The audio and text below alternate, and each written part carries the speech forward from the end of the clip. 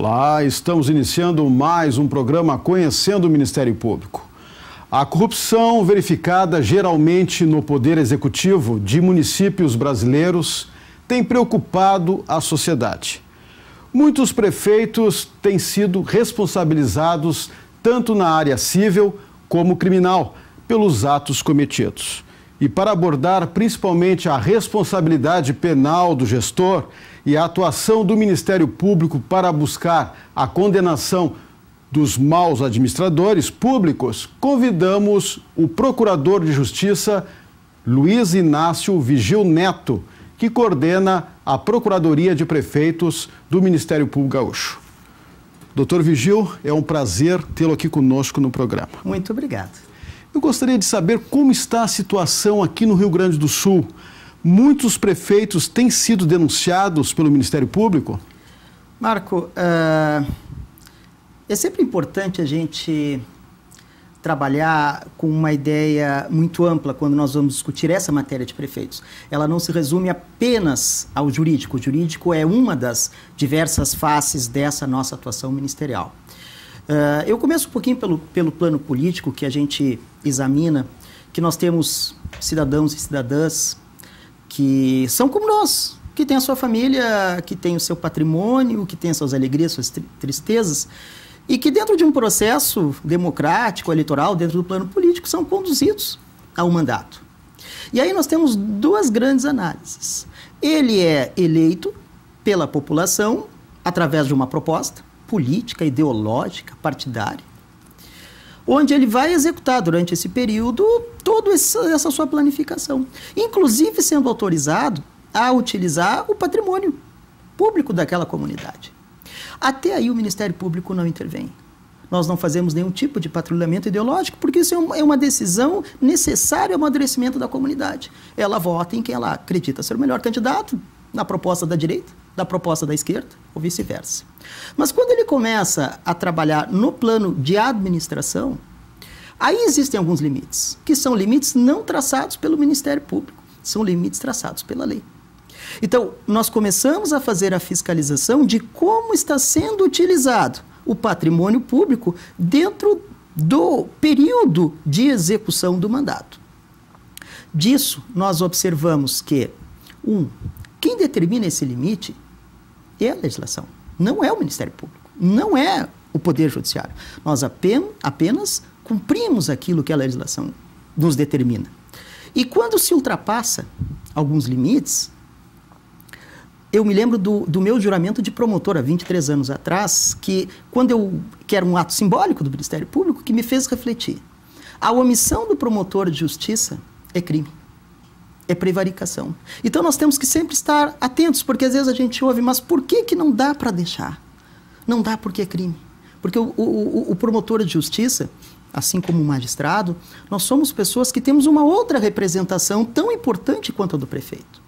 Então, nesse momento em que nós passamos a atuar desde abril desse ano, e aí eu já entro especificamente na tua pergunta, nós começamos a examinar, e tenho certeza que os coordenadores que me antecederam fizeram da mesma forma, com muita atenção e com muito critério, aquilo que estava sendo colocado para nós. E nós recebemos todo tipo de informação, todo tipo de denúncia, tudo. Boa parte, inclusive, é da própria cidadania, ou da rivalidade política. Temos um grande número que vem do Ministério Público, um grande número que vem do Tribunal de Contas ou do Judiciário. E dentro desse grande número que nós temos, e aí são dados oficiais do Ministério Público, que revelam que ao longo desses anos o Ministério Público tem analisado com muito critério, em torno de apenas 30% daquilo que chega ao Ministério Público repercute em ação criminal. O resto é arquivado. Às vezes a gente recebe, e nós temos que fazer o contato com o prefeito diz, isto, com todo respeito, porque não, isto é uma palhaçada. Mas a sociedade tem o direito a descobrir se é ou não. E nós só iremos fazer isso investigando. E às vezes nós chegamos à conclusão que realmente não tinha o menor sentido aquela denúncia. Por isso, então, nós encaminhamos o arquivamento. Então, às vezes, os números, primeiro, eles são desconhecidos. Bom, há ações do Ministério Público sem nenhum critério, o que não é verdade. E às vezes as pessoas se passam, um número tão pequeno, não, isso demonstra a nossa responsabilidade naquilo que nós fazemos. Por isso que esse nosso número, em torno de 30% de tudo que nós temos investigado repercute em ação penal, 92% daquilo que nós oferecemos são ações aceitas pelo Tribunal de Justiça. Claro. A gente abre o jornal no dia a dia, a gente está cansado de nos depararmos com notícias envolvendo gestores públicos. Então, eu insisto, digamos assim, de 10 anos para cá, aumentou ou diminuiu o número de ações contra gestores? Eu acredito, nós temos os dados ainda desse ano, eles serão fechados em dezembro, em que pese ser um período de abril a dezembro, pelo menos na minha gestão. Mas eu posso, analisando os anos anteriores, aumentou sensivelmente o número de ações criminais. Realmente. Aumentou. Aumentou. O que também demonstra alguma situação, Marco. Bom, então as pessoas de hoje são menos comprometidas com a lei do que as pessoas de ontem. Não, é que eu acho que talvez os mecanismos hoje de identificação, de informação, os instrumentos que impõem uma transparência na gestão, eles estão mais aprimorados. E o Ministério Público, que vem com essa atuação ao longo do tempo, ele tem cada vez mais se qualificado na apuração desses delitos. Claro. O senhor falou em apuração de delitos. A gente sabe, o trabalho do Ministério Público não é fácil. O Ministério Público, ele trabalha muito com a prova técnica. Sim. É um trabalho que depende muito da prova técnica, daquela apuração. É um trabalho profundo, então delicado. Não fica muito fácil para o Ministério Público, de repente, chegar e denunciar. Exato. Por isso que nós temos isso como uma convicção do nosso departamento, da nossa procuradoria. Absoluto critério. E nós investigamos desde da denúncia daquela pessoa simples, que está ali na comunidade, até a denúncia que vem do próprio tribunal, nós investigamos com absoluto esmero. E mais, nós sabemos que em direito penal, Marco, não basta apenas saber do fato. Não basta saber quem praticou o fato. Nós precisamos saber da realização do fato, precisamos saber quem praticou o fato e precisamos provar. Então, a nossa investigação não se resume ao conhecimento, se resume à produção de provas suficiente para que a gente possa oferecer uma denúncia, que é a peça inicial para o exercício da ação penal. Claro. Aquele prefeito no interior que cometeu, digamos assim, um delito tanto na esfera criminal como cível, a parte criminal vem para Porto Alegre e a parte cível fica com o promotor da comarca. Daria para o senhor explicar aos telespectadores como isso funciona? Porque existe um preceito constitucional. A Constituição, artigo 29, inciso 10, define que, em relação aos crimes, o prefeito será julgado pelo Tribunal de Justiça. Então, nós temos um prefeito de uma cidade aqui do interior do Rio Grande do Sul, ou mesmo da capital, caso pratique, será julgado pelo Tribunal de Justiça. Por isso que então foi estabelecida aqui no Rio Grande do Sul a 4ª Câmara Criminal. Então, se interpreta dessa forma: se crime, aquilo que não for crime, então ele é processado e julgado na localidade, na promotoria, seja processado pelo promotor local e julgado pelo juiz local. Claro. E havendo indícios de crime, geralmente a denúncia do Ministério Público está sendo recebida pelo Tribunal de Justiça? Sim, tanto que nós temos esses dados oficiais, 92%, que é um número muito alto. Certo. Um número muito alto de denúncias recebidas e oferecidas pelo Ministério Público, recebidas pelo Poder Judiciário. Claro, até porque o fato do Ministério Público denunciar não significa que o gestor está, digamos assim, condenado. Perfeito. E ele tem toda a tramitação para ele ainda se defender da acusação. Sim. Sabes assim, Marco, é comum, na primeira manifestação do gestor, dizer: mas por que me denunciaram se eu sou inocente? Eu sou inocente. E eu digo, e às vezes em debates com as localidades, comunidades, eu digo, talvez até seja. Talvez até seja. E as pessoas ficam perplexas, mas então, Por que vai denunciar? Se talvez até seja. Porque no momento inicial de oferecimento da denúncia, que é o exercício da ação penal, nós não estamos discutindo culpabilidade. Nós estamos discutindo se o fato ocorreu, se existe prova da ocorrência do fato e se pode imputar a materialidade, quem praticou o ato, ao gestor. Ele vai ter todas as chances de se defender. Claro, e nós não desconhecemos o princípio da ampla defesa. E todo o procedimento de prefeitos é um procedimento especial, ou seja, em geral, quem estuda direito vai entender mais fácil, quem não estuda tenho certeza que vai conseguir compreender, que nos crimes, tirando os prefeitos, crimes comuns, se oferece uma denúncia para o magistrado lê aquela peça, onde eu descrevo o fato e digo artigo 129 do Código Penal, artigo 121 do Código Penal e assim por diante. E ele se convence da viabilidade, ou seja, existe materialidade, o fato ocorreu. Eu posso imputar aquela pessoa, então ele recebe a denúncia. Em relação a prefeitos, o procedimento é bem mais complexo. É oferecida a denúncia e o tribunal encaminha ao prefeito para que ele se manifeste, ele responde. Depois disso, volta ao Ministério Público para uma rápida manifestação e depois disso o tribunal marca uma sessão onde os 3 desembargadores em sessão se reúnem e vão discutir se a denúncia será recebida ou não. Ou seja, um processo completo tem sempre 2 acórdãos. O acórdão que recebe a denúncia e o acórdão depois que, ao final, julga. E quando for o final, então, se a denúncia é recebida, o que fez o Estado brasileiro através do Poder Judiciário? Autoriza o processamento. Ou seja, aquilo que está sendo imputado e que foi investigado, agora será, então, comprovado ou não. E inicia-se o processo, se buscam as provas, se judicializam as provas e, ao final, o Ministério Público tem a obrigação de dizer: eu, como promotor de justiça, atualmente procurador de justiça Luiz Inácio Vigil Neto, eu entendo que o réu é culpado, eu vou pedir a sua condenação com base nas provas que foram colhidas. Se eu entender que não, eu tenho o compromisso, mais uma vez, a omissão do Ministério Público não é qualquer omissão. Se eu entender que o réu é inocente, eu tenho que pedir absolvição. Tanto que, dos nossos números estatísticos, 27% de todas as absolvições, temos em torno de 60% de absolvições, 27% são a pedido do Ministério Público. Certo. Porque o Ministério Público se convence de que ali não há crime. Claro, o senhor falou recentemente da instrução do processo, que aqui em Porto Alegre se dá lá na 4ª Câmara Criminal. O que o senhor acha desse foro especial que os prefeitos têm? Bom, eu vou te dar uma opinião pessoal.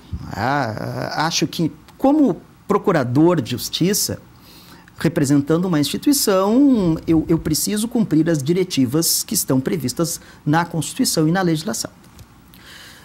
Pessoalmente falando, e o comprometimento é apenas pessoal meu, eu te diria que talvez o ideal fosse que nós estabelecêssemos um foro privativo apenas para os crimes de gestão. Gestão no sentido amplo, incluindo licitações. Isso é uma opinião pessoal minha. Por quê? Porque nós pegamos de tudo ali. Porque a prerrogativa é de foro. É pelo fato de ele ser prefeito. Não é pelo fato que ele pratica. Então, ali nós temos todo e qualquer delito. Então, há um acidente de trânsito, né? Há uma lesão corporal, alguma coisa assim. Tudo isso vai para a 4ª Câmara. Claro. Doutor Vigil, nos dias de hoje não basta o gestor público ser uma pessoa honesta, ser uma pessoa, digamos assim, bem intencionada. Ele precisa estar bem informado, principalmente no que diz respeito às mudanças na legislação. O que o senhor fala sobre isso? Eu digo o seguinte, voltando lá para aquele início. No plano ideológico, no plano partidário, ele não tem nenhuma restrição. Ele tem uma legitimidade dada pelo voto popular. No plano administrativo, gerencial de patrimônio, ele tem as restrições que são estabelecidas pela Constituição e pela lei. E disso, assim como o promotor não pode se omitir, o prefeito também não pode se descuidar disso. Ele tem esse compromisso. Ele sabe que quando ele assume um mandato por 4 anos, ele deverá exercer esse mandato de acordo com a lei, de acordo com o sistema jurídico brasileiro. Então, se ele não sabe, e nem todos, não é condição para ser prefeito ter formação jurídica, mas ele precisa, primeiro, estar informado, segundo, precisa se assessorar. Bem assessorado juridicamente. Bem assessorado, tem que ser, não adianta, não existe mais aquele espaço para o sofrimento, para o drama. Isso já passou da história política brasileira. Deve se lembrar, eu era menino, me falavam, né? E graças a Deus que não era um político daqui, né? Dizia, rouba, mas faz. Isso não, ele não sabe o que faz, mas descumpre a lei. Isso já não tem mais esse espaço. E às vezes nós escutamos muito isso. Não, mas eu realmente não quis fazer aquele ato delituoso. Você acredita? Eu apenas fui mal assessorado. Você acredita? Só que isso já não é mais justificativa. Porque nós estamos já no século XXI. O país progride, a consciência popular progride, e a gente começa a exigir mais do que simplesmente um certo comodismo. Falando em legislação, doutor Vigil, o que o senhor acha das leis que hoje estão aí? O Ministério Público está lidando bem com elas ou, na sua avaliação, elas precisam ainda serem aperfeiçoadas? Bom, também posição pessoal. É o Procurador de Justiça Luiz Inácio Vigil Neto quem fala, não estão representando o Ministério Público, porque poderá haver dentro da nossa instituição posições diferentes. Eu, durante a minha vida profissional, eu também compartilhei a vida acadêmica.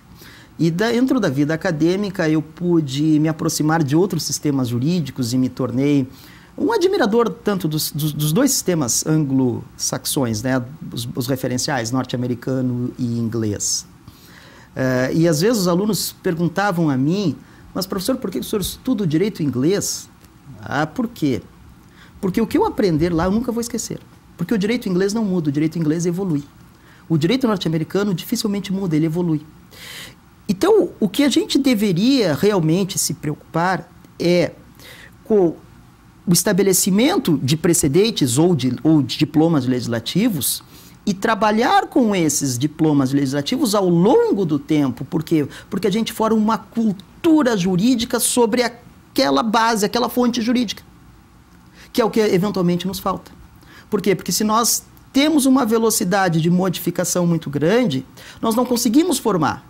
E às vezes nós estamos criando leis apenas referente a uma situação específica que é grave, que gera uma comoção social, a gente sabe, mas que ela é uma, né, ao longo, em relação a todas as outras situações. E que isso enfraquece o nosso sistema.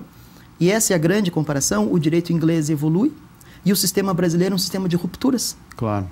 Veja, os Estados Unidos têm uma Constituição de 1789 e uma só. De lá para cá são 26 emendas. Nós temos, acho que sete constituições. Já estamos... Quantas emendas da última Constituição? Pois é. E nós estamos vivendo já, digamos assim, um clima de pré-Copa do Mundo. Sim. E o senhor que trabalha nessa área sabe disso. A responsabilidade do Ministério Público como fiscal da lei aumenta ainda mais. Ainda mais. Até porque, estatisticamente, dentro daquilo que nós temos, a maior incidência de delitos está nos delitos licitatórios. Existe uma diretiva, e isso é importante que o gestor saiba disso. Existe uma diretiva constitucional complementada pela legislação. As contratações feitas pelo poder público, somente mediante licitação, a gente não pode... Bom, mas eu tenho um mandato popular. Tem, mas ele não legitima para descumprir a Constituição. Então, ele sabe que ele precisa, ao contratar como representante daquela municipalidade, mediante licitação. Salvo exceções que a lei prevê. E aquilo que a lei prevê, é um termo jurídico, mas eu tenho certeza que eu vou tornar fácil para todas as pessoas.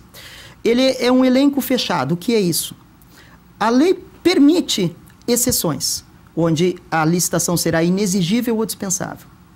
Mas somente aquelas situações específicas. E se o prefeito dispensar ou inexigir a licitação fora daquelas situações específicas, ele comete crime. É o que a lei prevê. Isso é muito simples. E mais, ele precisa ainda fazer um procedimento de transparência. Ou seja, ele precisa formalizar, tornar público por que está dispensando, por que não está exigindo a licitação. É o que a lei impõe, observando o mandamento constitucional, as contratações feitas pelo poder público mediante licitação, que isso é o básico.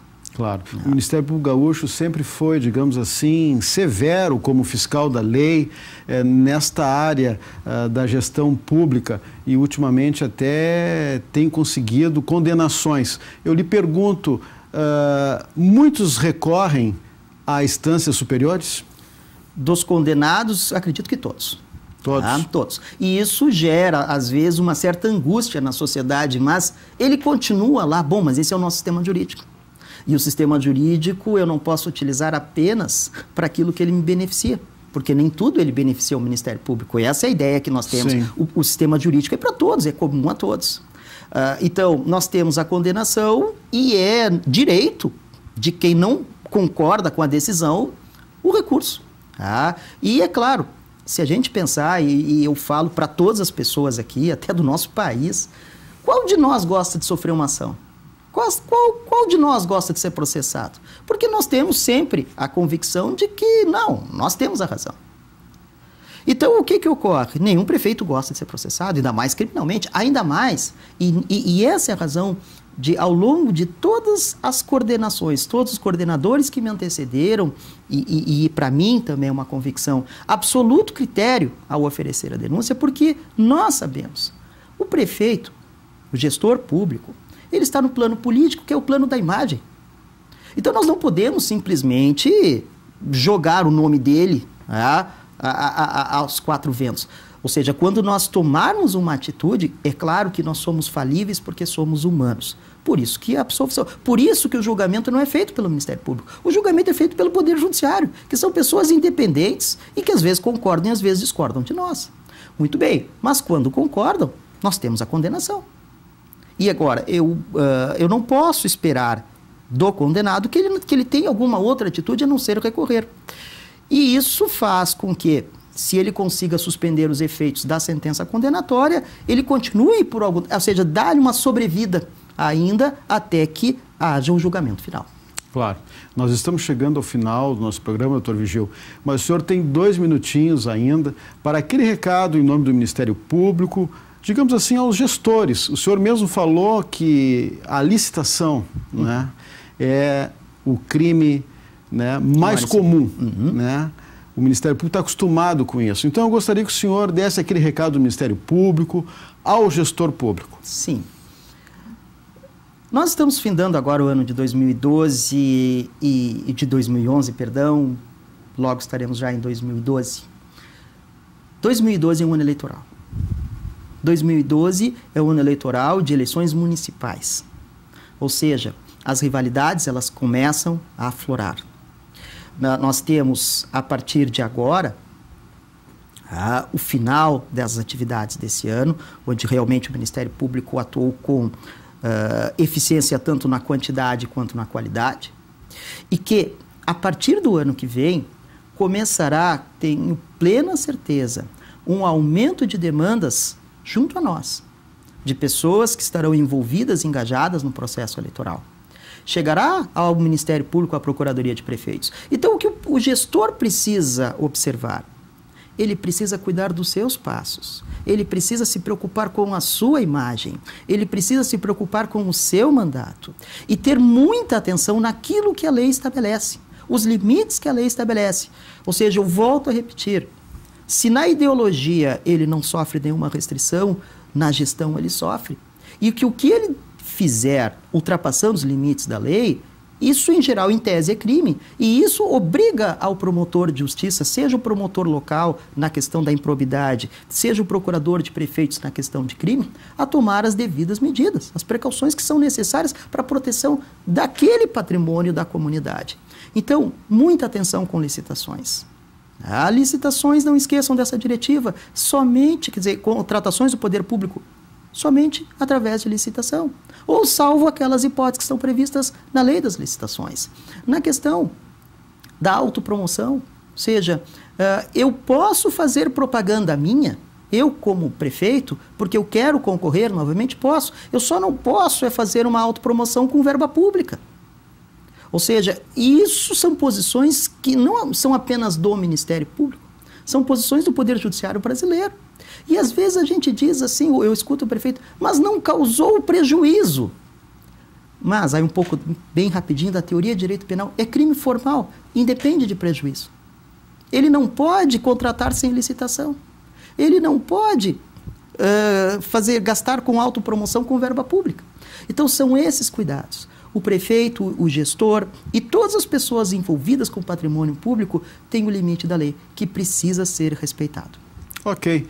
Doutor Luiz Inácio Vigil, mais uma vez, eu agradeço sua participação aqui no programa, sua gentileza em aceitar o nosso convite. O senhor que está fazendo um belo trabalho lá na Procuradoria de Prefeitos do Ministério Público Gaúcho. Mais uma vez, muito obrigado. Eu que agradeço. Muito obrigado. Ok.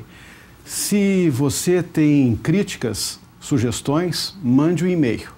Mande um e-mail para conhecendo-mp@mp.rs.gov.br. Lembramos também que esse quadro poderá ser revisto no nosso canal no youtube.com/conhecendo-mp. Na próxima semana voltaremos com mais um Conhecendo o Ministério Público. Até lá!